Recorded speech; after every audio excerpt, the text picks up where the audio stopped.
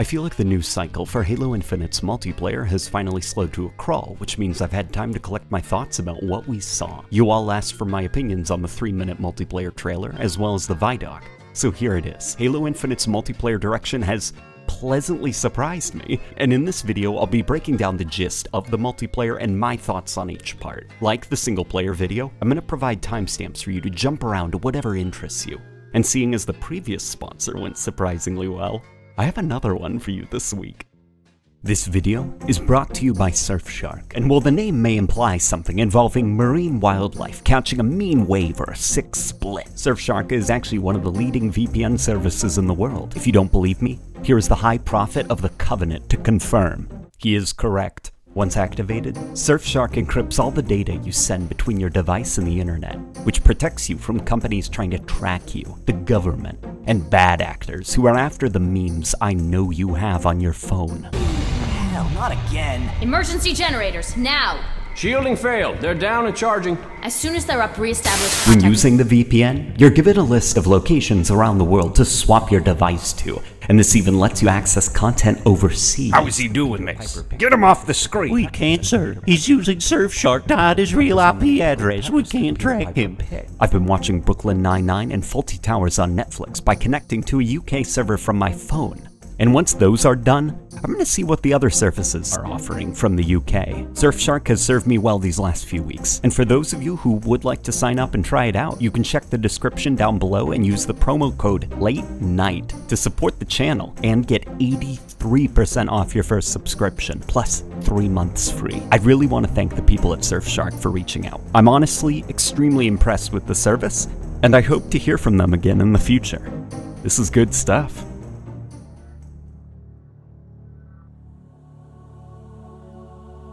The last few years, Halo focused on innovating the player over innovating the sandbox.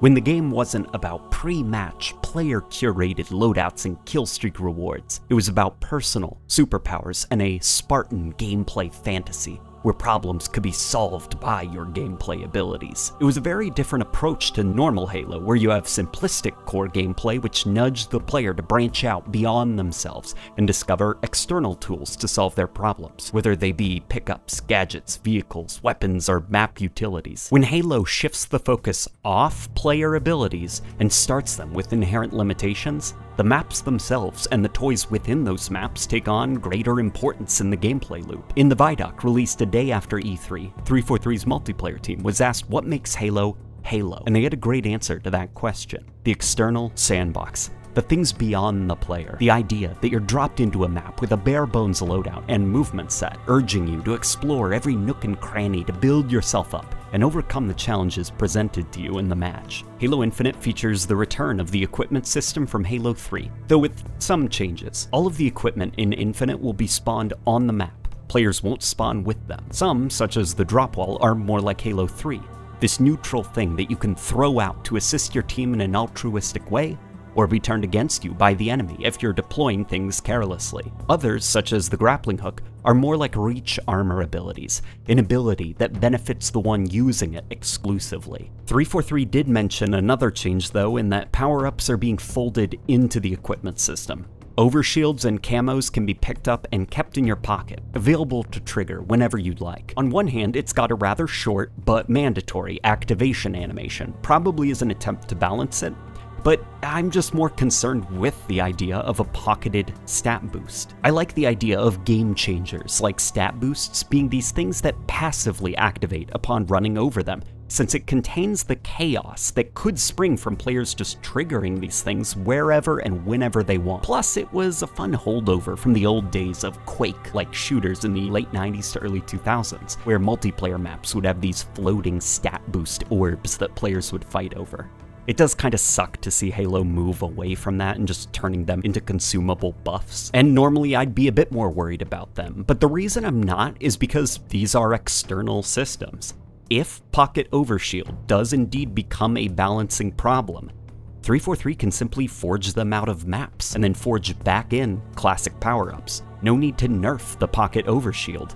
Leave it in custom games as a tool for the community, like Bungie did when the flare became a problem in Halo 3. Another cool example of this shift to innovating the external sandbox interactions is the new Warthog type, the Razorback. It's got a compartment on the back where the players can load up weapons, turrets, fusion coils, and even objectives, and of course it's got many seats for other players. It's an incredibly interesting vehicle to me, not just because of the surface level coolness of its design, but because of how it inherently promotes proactive, unusual, creative, and healthy player behavior. Just by existing, it encourages players to think outside the box, beyond their killing sprees, and how they can utilize external factors in the map to their advantage. It's also why I believe UNSC vehicles like the Falcon are more beneficial for Halo Sandbox than, say, the Wasp or Mantis. Not every vehicle needs to be designed for optimum lethality. A little wiggle room for weirdness is good for a healthy and relaxed sandbox. Variety in player behavior is what vehicles like the Razorback bring to matches, and I am all for 343 leaning into this direction. This is good stuff. Vehicles also have a procedural destruction system that affects handling and stats. Tires, hoods, etc. can be blown off, and vehicles can enter this doomed state, where you become a bomb on wheels. Do you flee the vehicle, or make the most of your time with it and drive it into the enemy base? One of my favorite moments in the VIDOC was a very silly looking vehicle skating around a corner and just on the verge of just falling apart. I actually giggled at this clip because there's a ghost right here who isn't exactly doing fantastic himself. He's completely missing one of his thrusters and just spraying sparks everywhere, and he turns right around and chases after the collapsing Warthog. It's a very goofy moment of two vehicles on the verge of total collapse just chasing after one another. What's cool as well about the reinvigorated focus on vehicles is vehicle combat is coming back to 4v4, as well as featuring prominently in big team battle, where Pelicans can be seen dropping off heavier vehicles in the map. Speaking of big team battle, yeah, after 9 years since the last mainline big team battle, the mode is back with all the production value and flair that comes with a modern take on the mode. While standard weapon pickups are available and can be found on these weapon racks, occasionally weapon pods from Halo 2 and 3 will fall from the sky containing new supplies that players can fight over. No rec stations where you can just spawn the best stuff. No personalized ordnance drops, loadouts, or kill streaks. If you want a cool gun or vehicle, go into the map. Find it, fight over it, craft memories. I'm not sure what I was expecting going into Halo Infinite's multiplayer gameplay. It's still got some enhanced mobility, sure, but with the smart removal of the more chaotic abilities for healthier and more predictable player movement comes the freedom for the developers to make the sandbox and maps themselves breathe again. And the developers are using that breathing room they've given themselves to craft some really clever and cool systems that encourage healthier, sandbox-focused gameplay. With Halo Infinite Multiplayer being free to play, there comes an understanding that cosmetics will be a huge focus, and that entirely new systems will be designed so that they can be monetized. Systems that modern games design for monetization purposes can be very contrived and transparent, an awkward fit for the game they're in, and clearly not done for our sake, but for money's sake. But when these monetization vectors are done well, the kind of inherently slimy feeling that free-to-play titles give off can easily be overlooked. Case in point, the new AI buddy system. In the multiplayer, your Spartan avatar comes with a Cortana-like personal AI. In between voice quotes from Halo's iconic announcer, Jeff Steitzer, your personal AI buddy will comment on the match around you, make funny quips, and even pop up over objectives you're capturing, which probably serves a double purpose of giving you a sense that your AI is assisting you in capturing the objective, and of course showing off that expensive AI skin to other players. Wink wink nudge nudge, maybe you should check out the store, huh? Wink wink. I get it. It's a free-to-play game. We get to see a bit of armor customization, which is quite promising. Armor is back to being super modular, with individual shoulder pads, knees, chest attachments on the armor, and even new stuff like gloves being customizable. The ability to customize the colors of your personal Spartans has unfortunately been removed. Now you have to select color configurations from a list of developer-made coatings. They also brought back the robotic limbs from Halo Reach and expanded it even to the legs. If you want your Spartan to be sort of a grizzled war vet, Maybe give them a robot leg or a robot arm to imply that they've seen some action, taken a few hits. I saw coding in the trailer that gave the player a red arm, so I might rock that with a robot arm to make my own punished Venom Spartan, in order to make sure that your coatings, which have real money value, can be seen at all times. Red versus blue is gone and replaced with this artificial glowing outline on all players that I'm personally not a big fan of. It really is just a personal thing, so it may not bother you, but I generally don't like when games use the HUD to direct your attention around a level or world. I prefer when things are communicated to me via the art direction, such as having physical red and blue paint jobs on the armor of players. It makes me feel less immersed in the game to see all of these things highlighted and glowing, but it is a personal thing. Now, while the microtransaction reason for the outlines is understandable, even if I don't like it personally, 343 says they also implemented the outline system for accessibility purposes. They're actually really great as an accessibility option for colorblind folk, because it gives them the freedom to modify the color of outlines to best help them differentiate friend from foe in an environment. And some folks who aren't colorblind don't seem to mind them. But as for myself, who also isn't colorblind, I'd love a way to disable or at least simplify some of them, since I don't need them and prefer the organic look of a gun lying on the ground,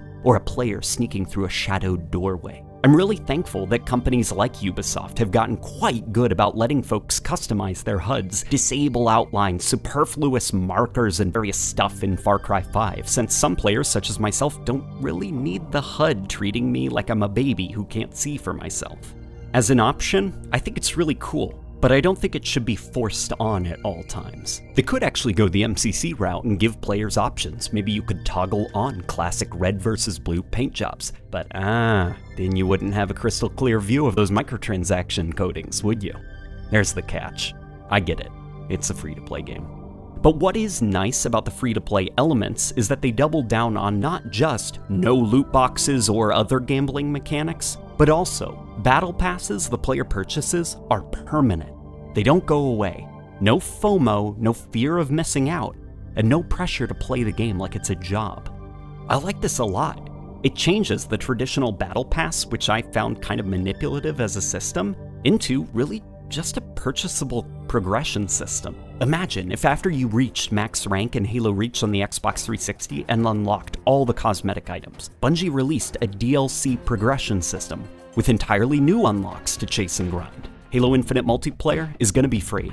It's gonna find ways to constantly ask you for more money, but if this is how Halo Infinite is gonna do it, I might be more willing to play ball. I could see myself buying a Halo 3 themed battle pass and feel confident knowing it's mine forever to grind whenever I want. They do make mention that some cosmetics will be found via an in-game store and that the game will feature event armors, with the first being a samurai themed armor that's free for all players to get. One of my biggest fears about the game is that it will undergo the all too familiar painful process of erasing its artistic presentation over the months and years, as wackier and zanier cosmetics are added to the stores. Within half a year of Modern Warfare being on the market, the game went from artistically looking like something you'd probably see on the news, to players running around with pixelated laser guns and sicking zombie dogs on each other. And Black Ops Cold War couldn't even wait a full 2 months before letting the neon pink anime laser guns loose on players. Halo Infinite is a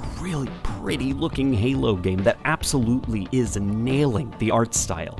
And I don't want it to become an unrecognizable artistic mess after a couple of months, like other live service games. I'm hoping they don't go too far with the post-launch monetization. Now this. I like this. The Academy seems to be a recruit hub of sorts, letting fresh players play through a tutorial where they're introduced to the mechanics of the game, with firing ranges to test out weapons and a training mode where you can run around multiplayer maps with bots, changing rules and weapons on the fly. As someone who has grown really tired of competitive online games with aggressive skill-based matchmaking systems, ways to escape from the chaos and goof off with bots on my own terms is really cool. They're like toy friends or something. They'll always be there, ready to deal with my stupid antics and play whatever I want. I'm hoping I'll be able to drag the bots into custom games and force them to play my own stupid game rule configurations. They're gonna be my friends forever and ever. I sound like a psychopath. I'm also hoping, just generally, that the Academy itself is a physical place that can be explored as a hub of sorts, solo or with friends. A cool bit of world building is that the Academy itself was established in the name of the late great Sergeant Johnson. It's really cool in-universe to know that Johnson made such an impact on the world around him that even after his passing, his spirit lives on and informs a new generation of Spartans. It reminds me a bit of that quote from Arbiter at the end of Halo 3. Even in death, your sergeant guides us home. Something that had me curious is how 343 will handle the firing range.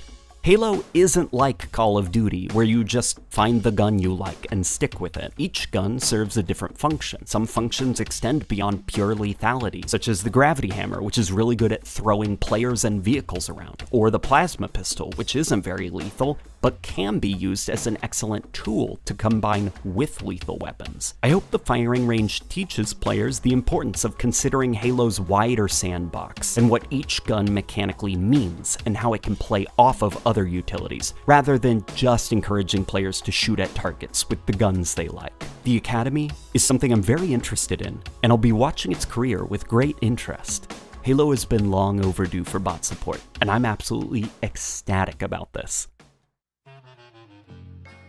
I know I'm late to the party with this video, like really late. This video should have been out a while ago, but due to stressors going on in my personal life, I dragged a bit on this one. And hopefully I'll be able to find a better work-personal life balance going forward and deliver these videos more quickly. The support the channel has been seeing lately has been honestly incredible. Whether it's sharing my videos around whatever subreddits or Twitters you frequent, or even supporting the dumber, superfluous videos like the turret one I did a while back. Late Night Gaming is growing, for the first time in a very long time. And I'd say it's about time that I started taking the channel more seriously, yeah? It's not just a hobby I enjoy, it's also something I want to turn into a career. So let's keep growing. Let's keep making videos. And something I want to put your mind on is, what are the ways that Late Night Gaming can grow? What kind of subscriber milestones should we aim for? What should be the rewards? What kinds of content do you want to see? What should become a regular series that you can look forward to? I read the comments every night before bed, so leave yours down below, and I'll see you on the next video.